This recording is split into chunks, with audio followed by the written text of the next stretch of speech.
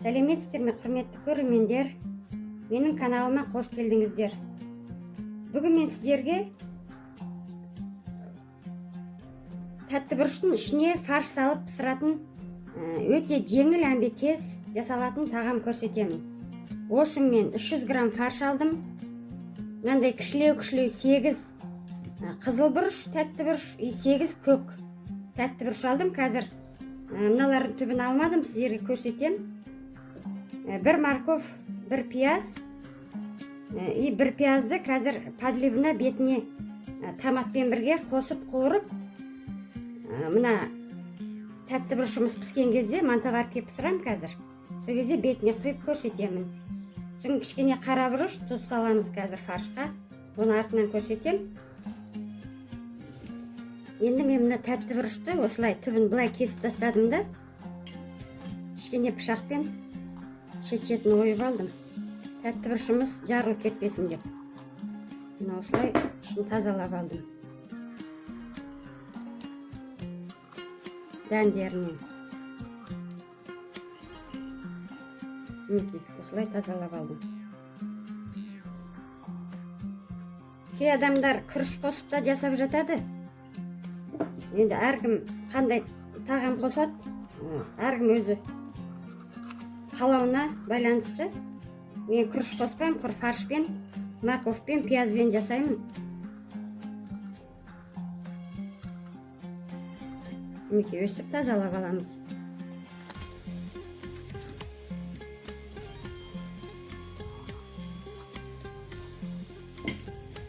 Үлкендеу тәтті бұрыш алсаңыздар да болады. Мен әдемі болып шықсын деп осындай кішілеу тәтті бұрыш алдым. Мінекей. Осылардың ішіне қазір начинкасын дайындаймыз. Енді мына бір сәбізді, бір пиязды чоркадан өткізіп аламын.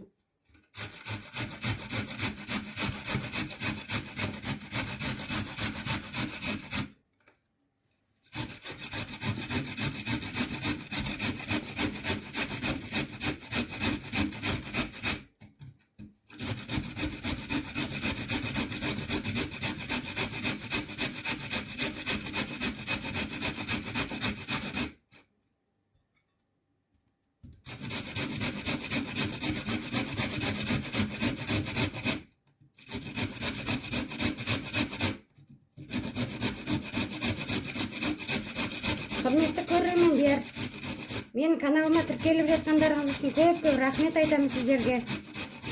Жаңадан көріп отырған көрермендер болса, менің каналыма тіркеліп кетіңіздер. Лайк басып, комментарий жазыңыздар. Енді мына бір пиязды да солай өткізіп аламыз чоркадан. Қазір бұл екеуін фаршқа қосамыз. Мінекей сәбіз бен пиязды өткізіп алдым чоркадан. Енді мына фаршымызға қосамыз. Кішкене суын алып тастаймыз.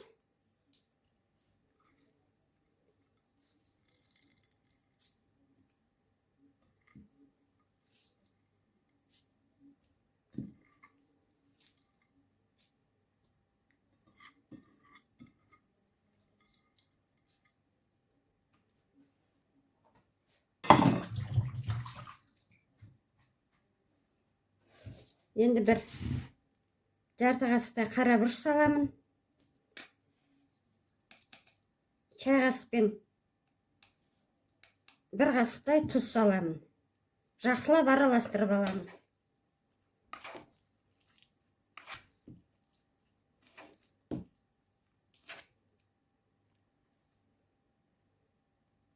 Ыдысым кішілеу болып кетіпті.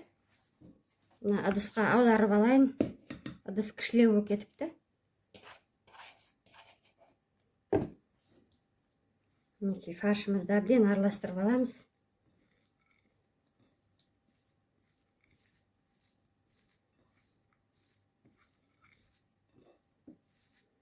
Қазір осы фаршымызды жаңа тәтті бұрыштың ішіне саламыз.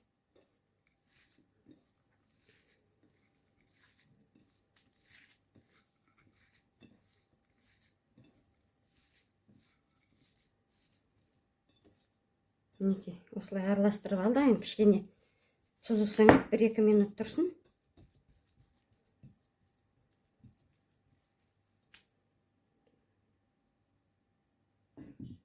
Енді мына фаршымызды осы тәтті бұрышымыздың ішіне саламыз.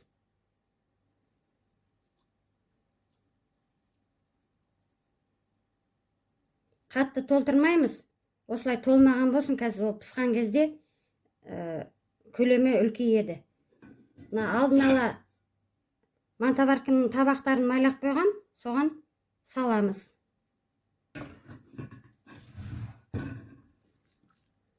Фаршқа күріш те қосып жатады. Мен күріші жасап жатырмын. Фаршированный перец деп жатады, голубцы деп жатады, тәтті бұрыштан. Осылай толтырмай саласыздар. Ұнатсаңыздар, күріш салсаңыздар да болады ішіне.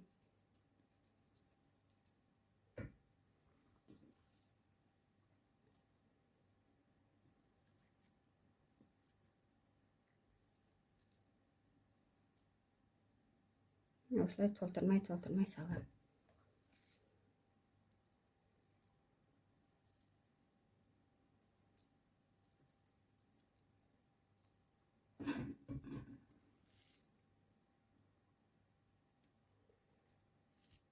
Сегізін қызылдан алдым тәтті бұрышты. 8 тәтті бұрыш көгінен алдым.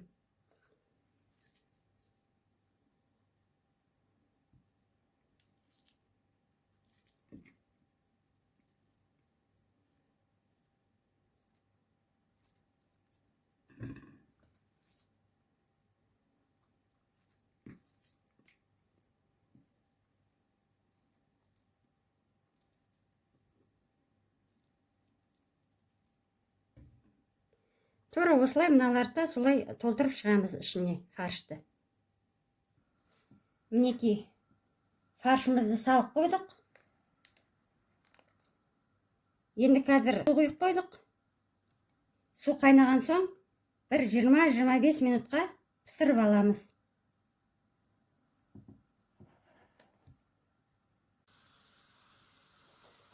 Мінекей, суымыз қайнап жатыр. Енді бұрышымызды саламыз.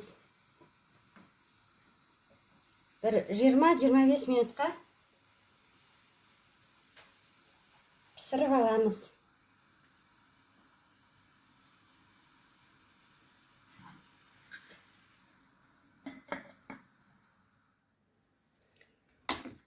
Енді тамағымыз піскенше бір пиязды турап аламыз.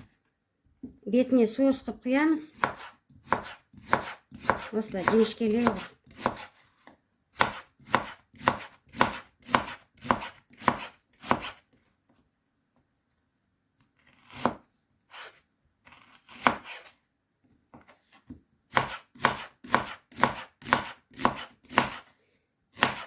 Бұл пиязды қазір табамызға қуырып аламыз. Май құйып табаға. Сарғайтып қуырып аламыз. Енді тамағымыз піскенше соусын жасап аламыз. Сковородкеге кішкене май құям.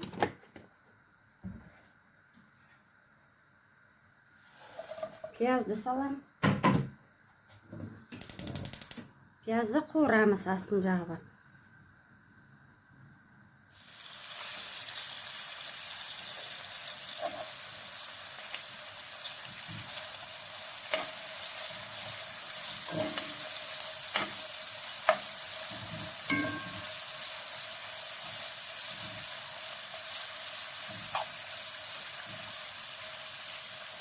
Пиязымыз қуырылып жатыр.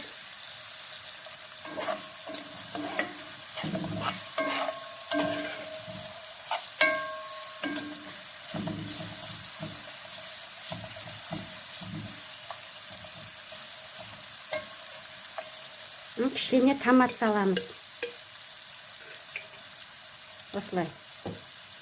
Ас қасықпен 1 қасық томат саламыз.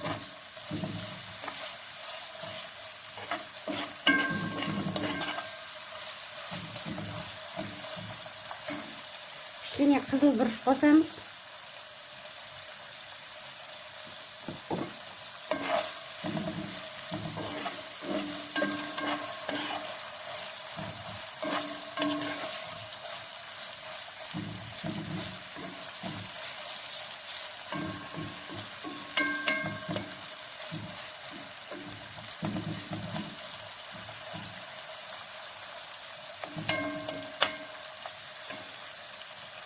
петрушка сепсеңіздер болады. Мен үйде кішкене укроп бар екен. Мынандай кепкен укроп. Содан біраз қосам. Свежий укроп қоссаңыздар да болады. Ұнатпасаңыз қоспасаңыздар да болады. Содан мынандай тартылған помидор бар екен, чеснок қосылған. Үйде бар болса, бір 3 қасық қоссаң, 3-4 қасық қоссаңыздар болады. Мен мына үйдің тартылған помидорның ішінде тұзы бар, сол үшін тұз қоспадым. Сіздер бір кішкене қасықтың ішімен тұз қоссаңыздар болады.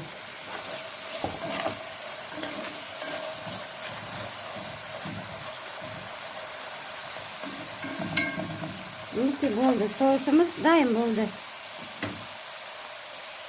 Газды өшіреміз. Мінекей құрметті көрермендер, мантоваркаға піскен, қасқанға піскен тамағымыз дайын болды. Шет-шетіне малосольный қиярды тұрақ қойдым.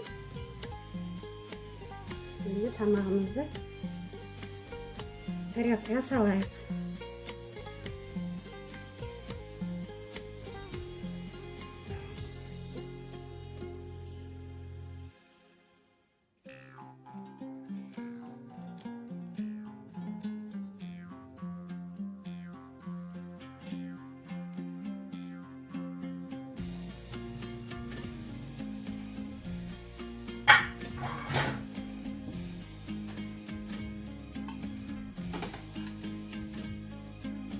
Өте керемет болыпты.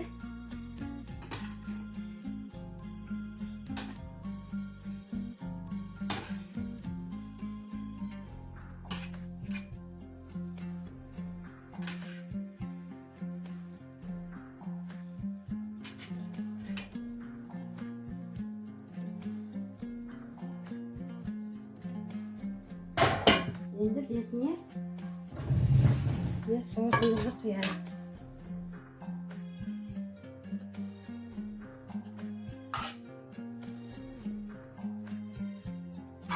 Менің видеом ұнап жатса, құрметті көрермендер, каналыма тіркеліңіздер, лайк басып, комментарий жазыңыздар. Келесі видеоларымда да менімен бірге болыңыздар.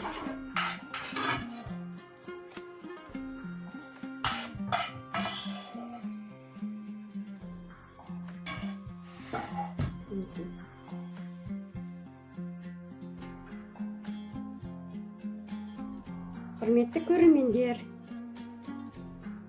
келесі кездескенше аман, сау болыңыздар.